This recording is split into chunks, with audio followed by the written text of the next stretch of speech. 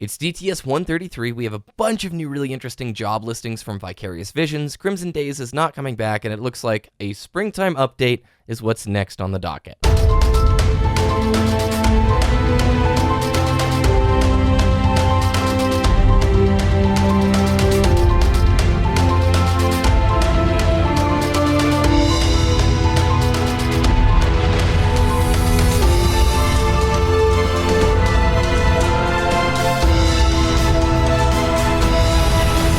You're listening to Destiny the Show.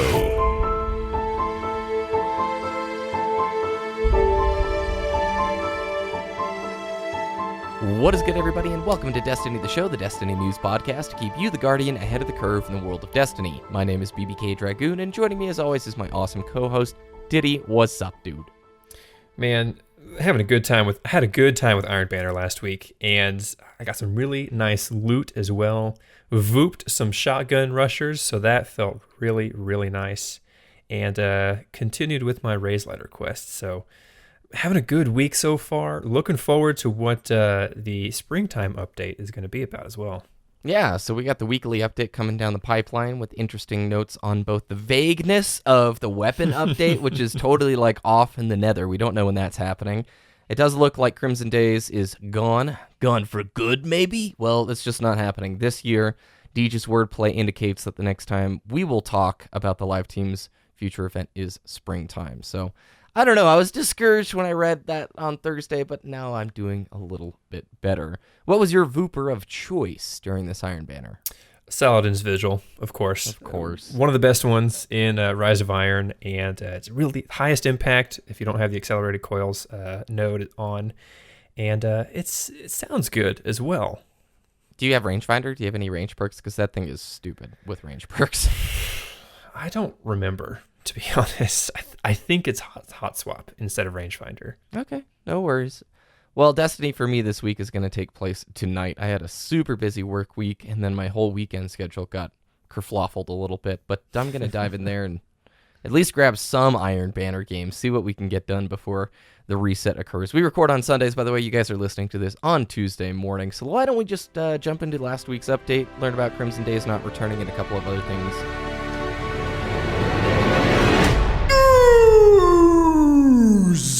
Before we hop into the update, Diddy, why don't we talk about Vicarious Visions? They posted quite a few new Destiny job listings, correct? Yes, and they're pretty high level. So let's give a little bit of context as well. If you're just joining us after a hiatus from Destiny, Vicarious Visions is basically a third-party game developer studio that is helping Bungie with the development of Destiny, specifically for Destiny 2 coming out. So these jobs are going to be working on some new Destiny content. Mm-hmm. And these are all through Activision, and these are at the Albany, New York Vicarious Visions studio location. So they're looking for an interface artist, a senior weapon and hard surface artist, visual effects artist, a QA tester, which, by the way, that job sounds horrific. You have to be able to work at least 40 hours a week, if not more, flexible on working weekends and holidays. So they say anybody who's non-local, just don't bother applying, and it's a temporary position too. So, and if you're looking to test it to try out some Destiny 2 stuff, they're going to put you under NDA, so strict that you can't even tweet about it, okay? So don't think you're getting an early access that direction. But some of the way these are written are like hilarious, dude. For the senior weapon designer one, they say right at the start, TLDR, can you make kick-ass weapons and vehicles that shoot space bullets for the Destiny universe? Apply! It was so funny, dude. And then at the very bottom, when they list those like bonus skills to have that will get you noticed more, one of them is light level 350 or higher. And that's for the UI programmer. Galahorn as well. Oh, they should put that one as like just mandatory.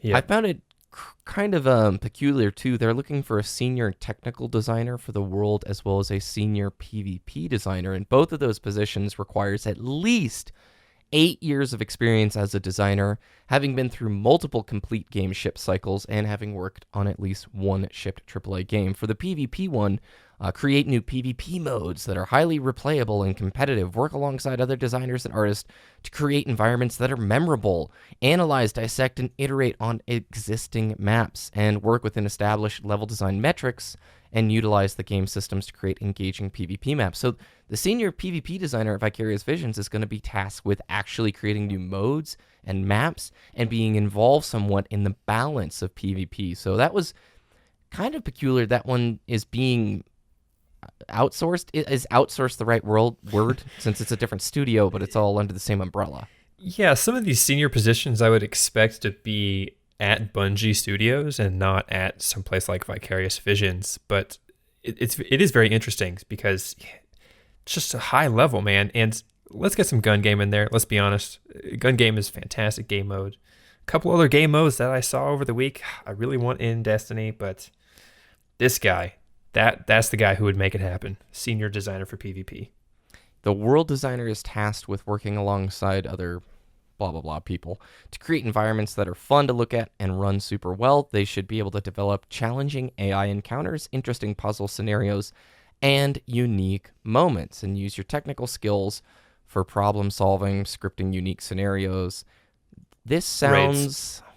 yeah, it sounds very Raid, doesn't it? Yeah, puzzles, world design, Raid. That just spells Raid to me. And for someone like this to be at Vicarious Visions outside Bungie Studios makes me think that they're developing, a wider array of endgame PvE or world content that could come in Destiny 2. That would be awesome. More than one raid a year would be fantastic. For the senior weapon artist, one of the tasks there is listed as creating a massive amount. I'm trying to find the exact wording. Help the art team lead in guiding the team to create a massive quantity of high-quality art assets.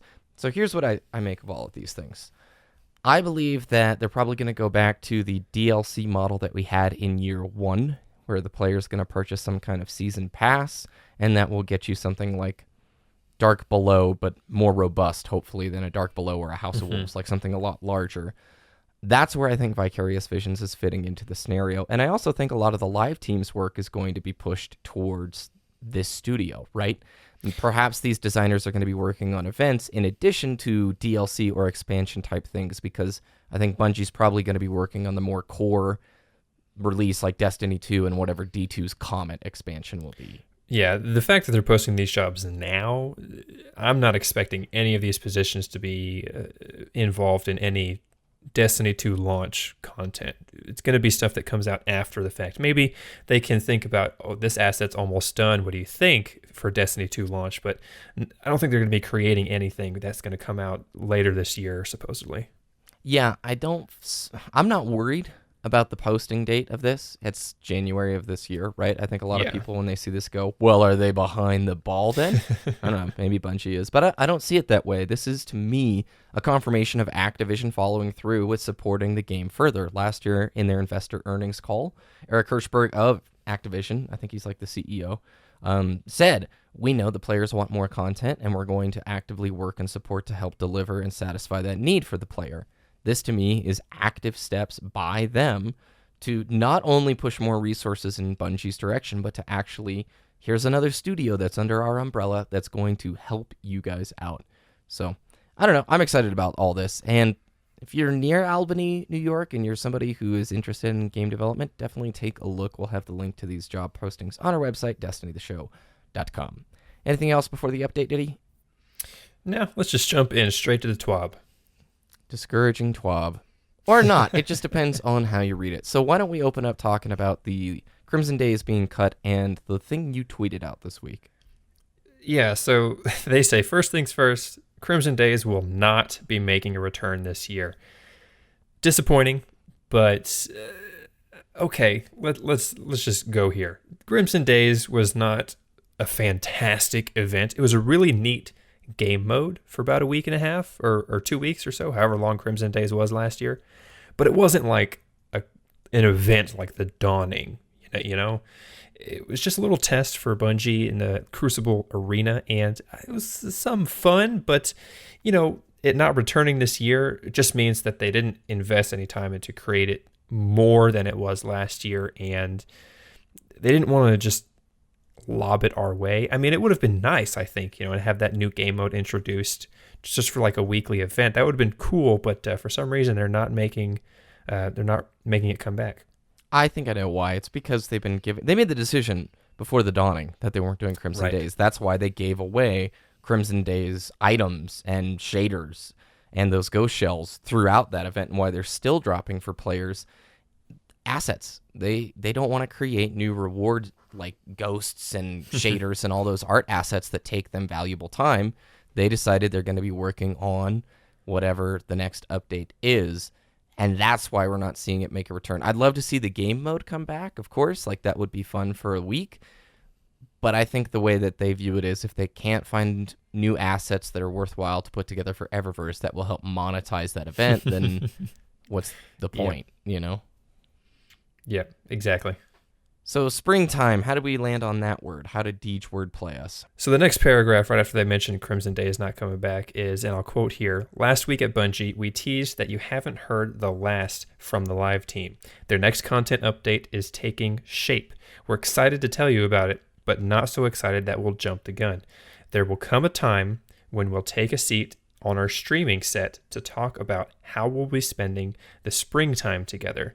That moment will come closer to the thaw." The thaw, obviously, between winter and springtime, of course.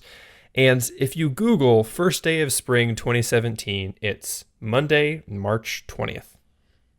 So halfway through March, maybe we'll see a live stream from Bungie detailing the spring or April update, and then in the coming weeks after that, we'll see that springtime update into Destiny, and that'd be pretty great. Yep. So we had somebody ask last week, why do we keep calling it the supposed April update? If you were not around last year, the Taken King got its most significant update in April of last year, and it was called the April update. Gave us Challenge of Elders, raised the light level cap, brought with it that chroma armor. And it was the largest update we had seen to Destiny in year 2. It was basically like a title update outside of the Taken King, right?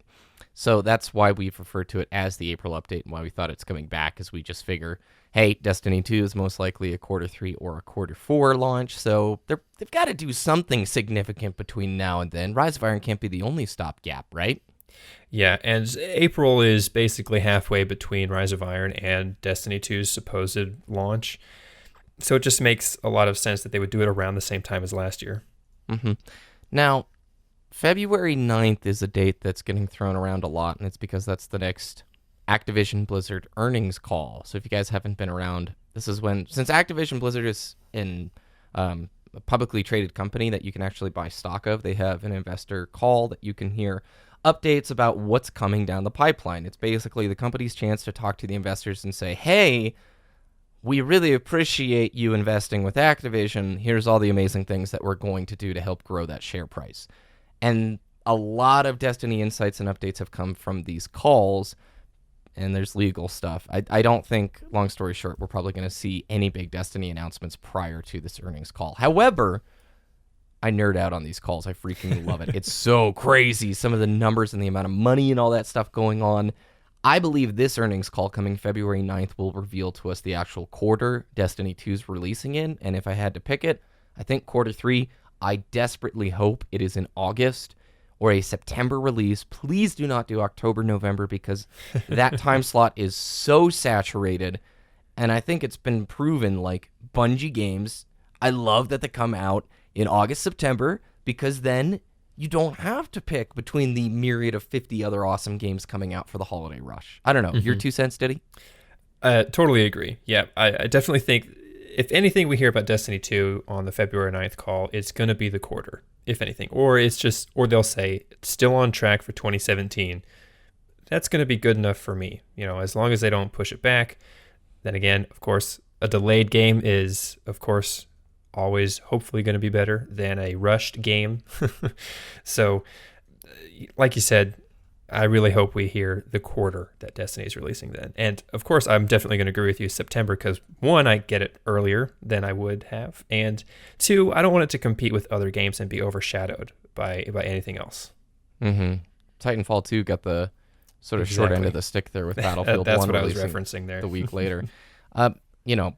Moving forward, though, Titanfall 2 is actually doing really, really well. After the holiday, the numbers jumped significantly, at least on the Xbox One. Anyway, back to this. Is this the last live team update, dude? Is the spring update, assuming a D2 quarter 3 or quarter 4 release, which we have had confirmation D2 is coming in 2017. That's been confirmed by Activision themselves in their earnings call. Is this the last live team update prior to the sequel's launch? Yes. I'm going to say yes, because one, Crimson Days isn't coming back because, like we're theorizing, they're not going to create new assets this close to Destiny 2's launch. And two, they haven't done anything in the summer before. They didn't in year 1. They didn't in year 2. I don't expect them to start now. I will take it the other direction. I think that they may have one more live update in their systems after a springtime update. And I believe it could be like a final hurrah, a collectathon, or something. I hope it's like a pre-patch event, the way the Dark Blades were, and the way the Wolves invading before House of Wolves were. Do something that ties to Destiny 2, because if there is a huge, if it's only springtime update and then Destiny 2 sequel, that update, I believe, has to be very, awesome.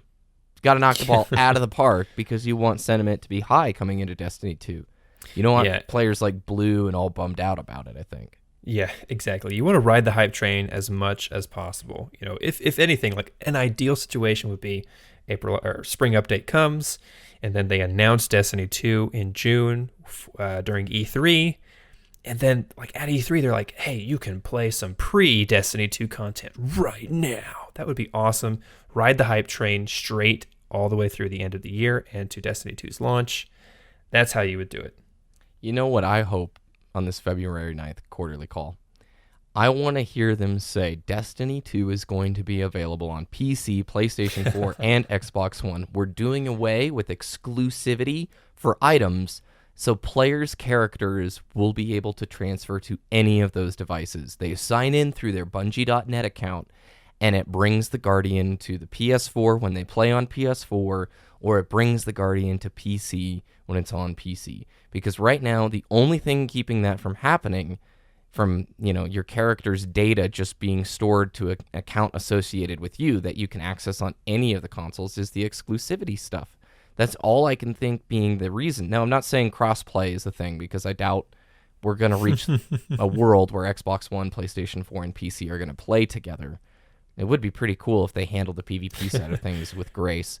But could you imagine that, Ditty, where just like your Blizzard account, you logged in on whatever device it was and it synced your character data to that device? Because that, to me, that'd be so cool. When somebody says, come play with us on PS4, I wouldn't feel bad and try to maintain. It is hard to maintain just 3 characters on one platform, dude, let alone 4 or 5.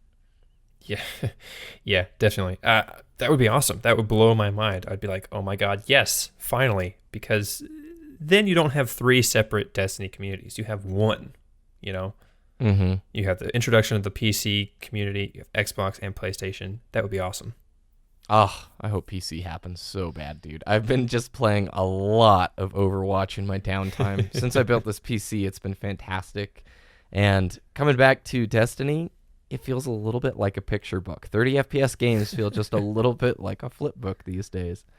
So why don't we move on to the end of the weekly update, where they talked about the weapon balance patch. They still are working on it. They know that balance is a utopia. It's an unknown. And it doesn't mean that they're not going to try and seek for that balance, but it seems like with each patch, there's always one category of firearms that become the favorite option for winning a match. Which I like hearing that from Bungie. I like hearing the directness. Like every patch we do, there's always that particular class of weapon that emerges as being far and away the best, that people want to use over and over again. But they're still working on the balance pass, and they're not ready to tell us when that's happening. So when more details come, they're going to release it, but they just re-emphasized here they don't want to put a patch out that will negatively impact things. So take it how you will. Ditty, what's the direction you view this as? Like positive, negative? What's your thoughts? At this point, any balance pass is going to be beneficial, because it'll get people away from complaining about what they're complaining about now and start focusing on some other things. Because there's always, whenever a new balance pass comes out, there's always that 2 or 3 week lull of what is good And Yeah. the Crucible is actually entertaining because you have such a variety and a diverse weapon pool that's being used. And it's like, man, people are trying to figure out what's good. And then after a month, of course, meta settles again and it just continues on.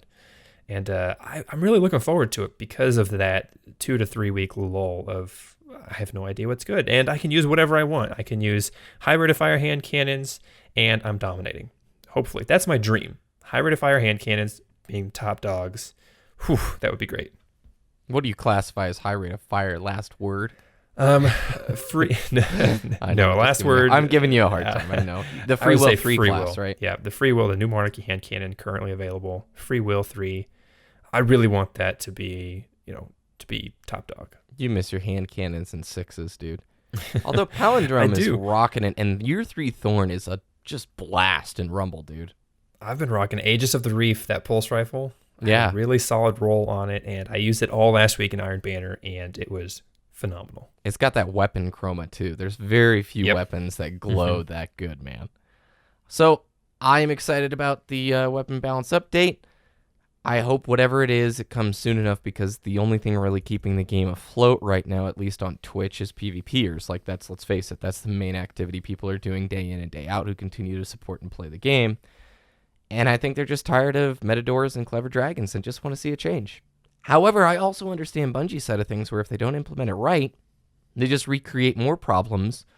And it's a tight line to walk, and I don't have the answer for it. Just weapon balance soon. I want the weapon balance update soon, is what I'm hoping. But Bungie Bounty Days continues past February 10th. This is actually pretty cool, and I quote, "These bounties will become a weekly ritual after the conclusion of the pilot calendar. Once a week, we'll set you upon another Guardian who has volunteered to put on a good show. There's no way we could honor the full scope and diversity of this community in 1 month, so we'll keep the party rolling for the foreseeable future," end quote. Super cool way to give promotion to good content creators and streamers in this new Bungie Bounty Days format. I hope everybody is enjoying it. And if you guys actually win an emblem, you should totally tweet us at Destiny the Show, because I would love to see and mention who it was that you beat, because MTash is coming up here pretty soon this week, and that is going to be burly, man. Actually, this week is stacked with Luminosity today, Dr. Lupo, Lucky, and Buttwipe, then MTashed. Oh my gosh. Good luck. Good luck this week out there in Crucible. And that's going to do it for this week at Bungie. I think that's going to wrap up most of today's show. I wanted to mention, however, the top selling games of 2016, Ditty. Now, these stats come from NPD Group, which is mainly focused on physical sales. They don't really know as much about the digital sales stuff. So these are all estimates in this world where game devs don't say how much they sold just yet. But it's Infinite Warfare. Pretty crazy, right? All Surprise, that ranting and whining. Surprise. Oh my goodness. Yeah. You know that's because of the Modern Warfare remaster. Like, yeah. The only reason that game sold as well as it did is because people wanted to do the remaster as well, I agree, and I'm pretty certain that Activision knew that going into it. Apparently, in December, people were reporting that Infinite Warfare sold 50% less physical copies than Black Ops 3 the year before, which, I mean, that makes sense to a degree. I think you have to also understand more and more people are just downloading games because of the convenience of it, myself included. But, wow, I mean, it still is number one in 2016, and 2016 was a pretty big year for games. Number 2 spot was Battlefield 1. The 3 spot goes to The Division. Number 4 was NBA 2K16. Number 5, Madden NFL 2017. Number 6, dude, is Grand Theft Auto 5. How much money does Rockstar have? A lot. Insane. Definitely Number 7 is Overwatch. Number 8 is Call of Duty Black Ops 3. That's ridiculous, dude. Number 9 is FIFA 2017. And number 10 is Final Fantasy 15. I thought this was interesting. Final Fantasy 15 was the best-selling game on PS4 and also enjoyed the best console launch month in the history of the franchise, with 19% more new physical units sold than Final Fantasy 13 and 54% more in total dollar revenue, including digital. I'm a huge Final Fantasy fan, and I love 15. If you guys want to try a good RPG, I recommend it to you. Not a perfect RPG, but a pretty darn good one.